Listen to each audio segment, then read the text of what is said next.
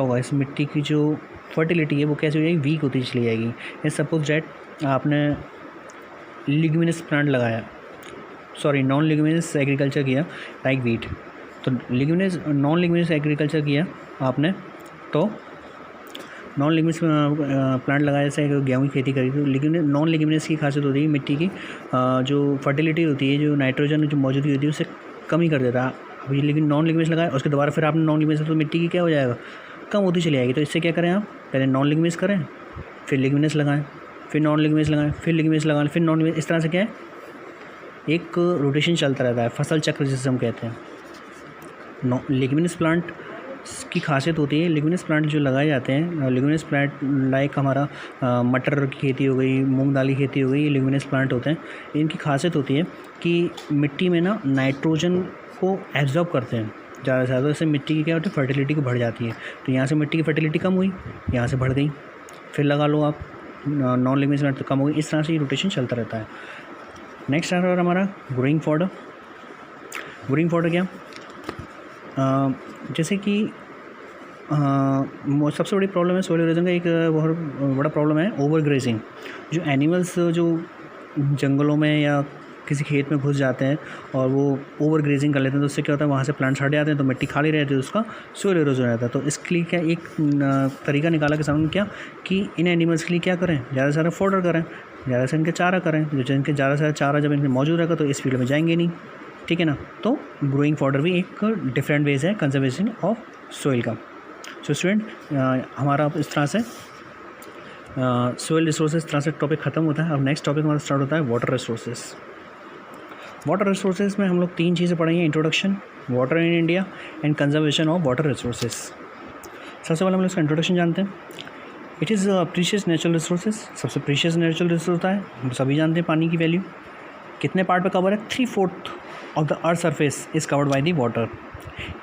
3/4 part यानी 71% part जो है अर्थ का वो किससे कवर्ड है, वाटर से कवर्ड है। इसलिए हम लोग इस अर्थ को क्या कहते हैं, वाटर प्लैनेट भी कहते हैं, ब्लू प्लैनेट भी कहते हैं। It is a renewable resources, पानी वाटर क्या है, एक रिन्यूएबल रिसोर्स है। क्यों, पानी का क्या होता है, एवापोरेट हुआ, फिर कंडेंसेशन हुआ, फिर दोबारा प्रेसिपिटेशन हो गया, इस तरह से क्या चलता रहता है, एक क्या चलता रहता है, एक साइकिल चलता रहता है, वाटर साइकिल, जैसे आपने साइंस में पढ़ा होगा, ठीक है। इसलिए वाटर क्या है, एक रिन्यूएबल रिसोर्सेज है। कुछ फैक्ट्स हैं वाटर के, देखिए मैं आपको बताता हूँ। जैसे कि मैंने बताया 71% पार्ट पे अर्थ पे पूरा क्या पानी है, ये पानी हो गया पूरा 71% पार्ट। अब इसमें भी ना 3 तरह के पानी दिखाई देंगे। देखिए आप, ये 71% का 96.5% पे तो क्या है, सैलिन वाटर यानी ओशियन यानी खारा पानी। ये तो हमारे बिल्कुल यूज़ में ही नहीं है खारा पानी, ठीक है, नमक की मात्रा ज़्यादा है। 71% का 2.5% क्या है, फ्रेश वाटर पीने योग्य पानी, ठीक है, और 1% क्या है, वाटर वेपर जो कि एयर में मौजूद होता है। अब केवल कितना पानी है हमारे पास पीने, फ्रेश वाटर 2.5%, किसका, 71% का। अब 2.5% में भी फैक्टर है, अब 2.5 को एज आ 100% मान के चलिए। अब इस 2.5% का 69% पार्ट तो किससे कवर्ड है, आइस शीट एंड ग्लेशियर में, और इसका 2.5% का 30% पार्ट कहाँ पर है, ग्राउंड वाटर यानी ज़मीन के नीचे। और सरफेस पे हम लोग को पानी देखने को मिलता है कितना 1%, किसका, 2.5 का ओनली 1% पार्ट हम लोगों को किस में दिखाई देता है, लेक्स एंड रिवर्स में। तो इसलिए हमारे पास पीने योग्य पानी कितना है, ओनली 1%। ये 30% जो पानी जो है हमारा ग्राउंड वाटर है, वो तो हम लोग को टेक्नोलॉजी यूज़ करनी पड़ी तब जाकर पानी निकाल सकते हैं। जो हम लोग मेनली तौर पे जो पानी का यूज़ करते हैं एग्रीकल्चर में कहीं पर भी, वो रिवर्स एंड लेक का ही यूज़ करते हैं, ठीक है। कुछ जो क्वांटिटी में जो कमी आ रही है दिन पे दिन पानी की, उसके कुछ रीज़न और हैं। जो पीने योग्य सरफेस वाटर वो 1% ही है, वो तो मैंने आपको ऑलरेडी बता ही दिया। और जो दिन पे दिन जो भारी जो क्वांटिटी में इसकी जो कमी आ रही है, स्कैसिटी आ रही है पानी की, वो क्या क्या रीज़न है, over population, industrialisation, urbanisation and variation in seasonal and annual precipitation. मतलब जो बारिश होने में जो सीज़न में जो डिफरेंस रहते हैं वो। दूसरा है कुछ ह्यूमन एक्टिविटीज़ हैं जो पानी को पॉल्यूट करती हैं, और इंडस्ट्री का जो वेस्ट है उससे पानी वेस्ट होता जा रहा है दिन पे दिन। अब हम लोग बात करते हैं वाटर इन इंडिया। भारत के अंदर रेनफॉल पैटर्न जो है कैसा है, highly uneven. Highly uneven means कहीं तो इतना पानी पड़ता है कि बाढ़ आ जाती है, कहीं पानी ऐसा बिल्कुल ही नहीं पड़ता जहाँ पे सूखा घोषित कर दिया, ड्रॉट एरिया घोषित कर दिया था। अभी हाल ही में आप देखिए बाढ़ आई थी बिहार में, ठीक है, और राजस्थान का पार्ट देख लीजिए, थार जगह जहाँ पे सूखा, पानी की कमी है, ठीक है। ड्यू टू दिस एरिया, अब इसकी वजह से क्या होता है, कौन कौन सी एरिया हमारे पानी कमी झेल रहे हैं, सबसे ज़्यादा फेस कर रहे हैं, Rajasthan, Gujarat, Maharashtra, Andhra Pradesh face shortage of water. एक सर्वे करा गया है कि 2025 तक क्या होगा, India will suffer from water scarcity. Bharat में 2025 तक कैसा पानी की कमी को बहुत भयंकर वाली कमी होने वाली है भारत में। Mainly multipurpose project have been launch in India. अब इस स्कैर्सिटी को दूर करने के लिए भारत ने क्या करें, कई सारे मल्टीपर्पज़ प्रोजेक्ट लगाए। मल्टीपर्पज़ प्रोजेक्ट में फॉर एग्जांपल आपका डैम बोल सकते हैं, डैम लगाए गए कई सारे।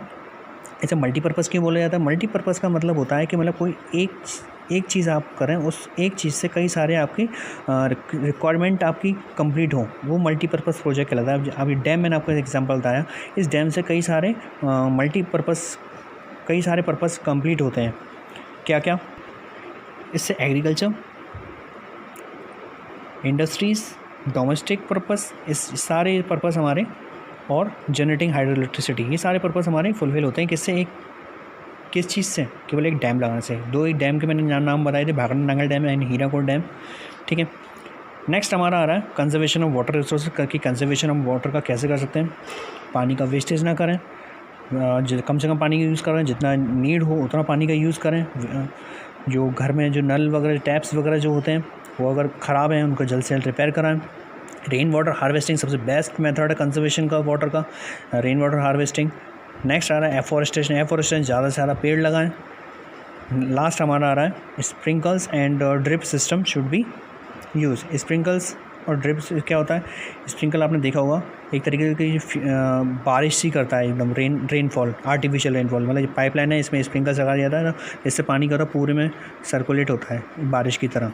इससे क्या होता है, काफ़ी पानी की बचत होती है, काफ़ी सेविंग कर सकते हैं। ड्रिप इरीगेशन होता है, बूंद ड्रिप माने बूंद, ये मिलनी आपको वहाँ देखने को मिलेगा राजस्थान में, जहाँ पानी की बहुत शॉर्टेज है। इसमें क्या होता है, पेड़ की जैसे पाइपलाइन है, तो पेड़ की जो रूट है वहाँ पर इस पाइपलाइन में क्या कर देते हैं, ड्रिप सिस्टम कर दिया, इसमें एक एक बूंद बूंद करके इस जड़ में जाती है पानी की, ठीक है। तो students, this is your geography chapter number 2, natural resources, land, soil and water resources. मैंने आपको पूरी समरी पूरी क्लियर करा दी है इस चैप्टर की। अगर आपको अभी भी कोई डाउट हो, आप मुझसे विदाउट हेजिटेशन क्वेश्चन पूछ सकते हैं between 1 PM to 2 PM, by message, by call. Please students, बेटा आप मुझसे क्वेश्चन ज़रूर पूछें, समझें इस चीज़ को। और इस चैप्टर के जो क्वेश्चन आंसर्स हैं, एक्सरसाइजेज़ हैं, मैं आपको नेक्स्ट सेशन जो आएगा उसमें आपको क्वेश्चन आंसर्स के करा दूंगा कंप्लीट, और फिर आप उसका वर्क करें, इसका ज्योग्राफी का, इसके जो नोट्स हैं, नोट्स बनाएं अच्छे से। Okay, thank you, good bye.